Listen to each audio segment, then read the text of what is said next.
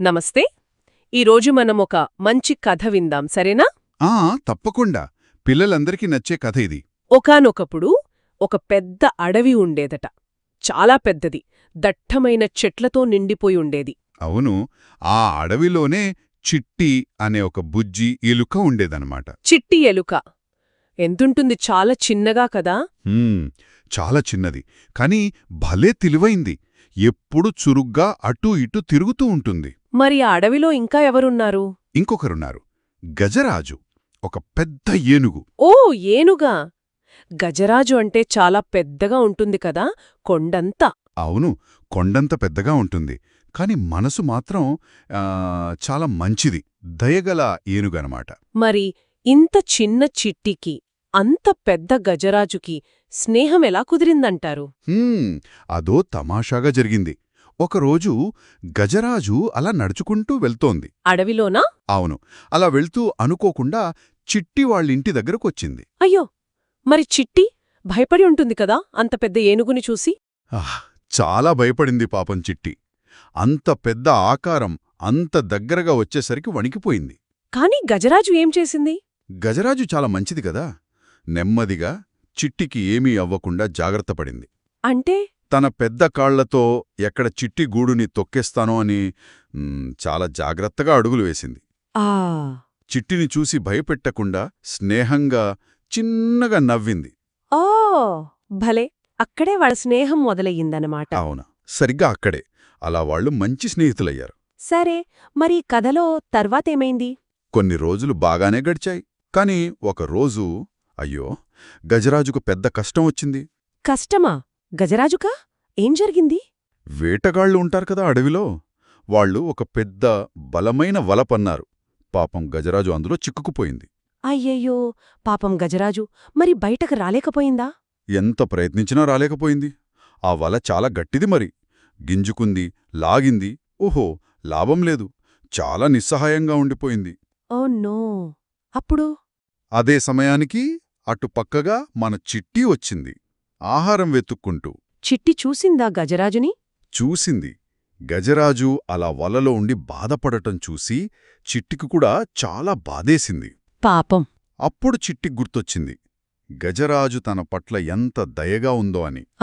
తనింటి దగ్గర జాగ్రత్త పడింది కదా. అవును, గజరాజు ఎంత మంచిది, నన్ను కాపాడింది. ఇప్పుడు నేను చిన్నదాన్నైతేనేం నా స్నేహితుణ్ణి నేనే కాపాడాలి అని గట్టిగా అనుకుంది చిట్టి. భలే చిట్టి, మరి ఏం చేసింది? వెంటనే గజరాజు దగ్గరకు పరిగెత్తింది. తనకున్న చిన్న చిన్న కాని చాలా పదునైన పళ్ళున్నాయి కదా. ఎలుక పళ్ళు షార్పుగా ఉంటాయి. అవును, ఆ పళ్లతో ఆ లావాటి వల తాడుల్ని టకటక కొరకడం మొదలుపెట్టింది. ఓ, అంత పెద్ద వల్లని కొరికిందా? కొరికింది. ఆ తాడులు ఎంత బలంగా ఉన్నాయో, కాని చిట్టి అస్సలు వదల్లేదు. ఎంతసేపు పట్టింది? గంటల తరబడి ఓపికగా కొంచెం కూడా అలసిపోకుండా కొరుకుతూనే ఉంది. పాపం గజరాజు ఆశగా చూస్తూ ఉండిపోయింది. చివరికి చిట్టి పట్టుదల గెలిచింది. టప్ టప్ మని వలతాళ్లు తెగిపోయాయి. అబ్బా, గజరాజు బయటపడిందా? అమ్మయ్యా అనుకుంటూ నెమ్మదిగా బయటపడింది.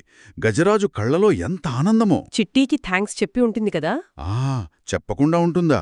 చిట్టి వైపు తిరిగి, చిట్టి, నువ్వు చాలా చిన్నదానివి, కాని నాకు ఎంత పెద్ద సహాయం చేశావో, నా ప్రాణాలు కాపాడావు.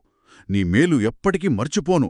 నీకెప్పుడు ఏ కష్టమొచ్చినా నేనున్నాను అని మనస్ఫూర్తిగా చెప్పింది. వావ్, ఎంత మంచి స్నేహితులు! అవును, కథ ఇక్కడతో అయిపోలేదు. అవునా, ఇంకా ఉందా? కొంతకాలం తర్వాత అడవికి పెద్ద కరువొచ్చింది. కరువా అంటే?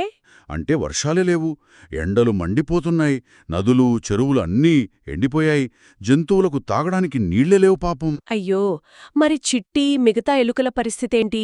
చిన్న జీవులు కదా. వాళ్లకే మరీ కష్టం. నీళ్లకోసం చాలా అల్లాడిపోయాయి. దాహంతో అందరి ప్రాణాలు పోయేలా ఉన్నాయి. గజరాజు చూసిందా ఇదంతా? చూసింది. జంతువుల కష్టాన్ని, ముఖ్యంగా తన స్నేహితురాలు చిట్టి పడుతున్న బాధను చూసింది. అప్పుడు గజరాజుకి గుర్తొచ్చింది చిట్టి చేసిన సహాయం. అవును, చిట్టి తనకు చేసిన మేలు గుర్తొచ్చింది. నా స్నేహితురాలు కష్టంలో ఉంది, నేను ఏదైనా చెయ్యాలి అనుకుంది. ఏం చేసింది గజరాజు? తన బలం ఉపయోగించిందా? ఖచ్చితంగా. అనుకున్నదే తడవుగా తన బలమైన తొండంతో, కాళ్లతో ఒకచోట నేలని గట్టిగా తవ్వడం మొదలుపెట్టింది. ఓ, నీళ్ల కోసమా? అవును, లోతుగా ఇంకా లోతుగా తవ్వుతూనే ఉంది. మరి నీళ్లు పడ్డాయా? అద్భుతం జరిగింది. భూమి లోపల దాగి ఉన్న నీటి ఊట, జల, పైకి వచ్చింది. గజరాజు తవ్విన ఆ గుంత మొత్తం నీటితో నిండిపోయింది. అరే భలే! ఇంకేముంది, అడవిలోని జంతువులన్నీ, చిట్టి, దాని కుటుంబం అన్నీ అక్కడికి పరిగెట్టుకొచ్చాయి. అందరూ నీళ్లు తాగారా? కడుపు నిండా తాగారు, ప్రాణాలు నిలబెట్టుకున్నారు. అందరి ముఖాల్లో ఎంత సంతోషమో! గజరాజు, చిట్టి కూడా సంతోషంగా ఉండి ఉంటారు కదా? ఒకరినొకరు చూసుకుని సంతోషంగా నవ్వుకున్నారు. వాళ్ల స్నేహం ఆ రోజు ఇంకొంచెం, అంటే ఇంకా చాలా బలపడిందన్నమాట. చూశారా పిల్లలు, ఈ కథ ఎంత బాగుందో!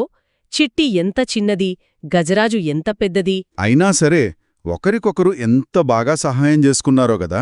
అంటే మనం చేసే చిన్న సహాయం కూడా ఎప్పుడూ వేస్ట్ అవ్వదు. అది ఎప్పటికైనా మనకు తిరిగి మంచి చేస్తుంది. నిజమే.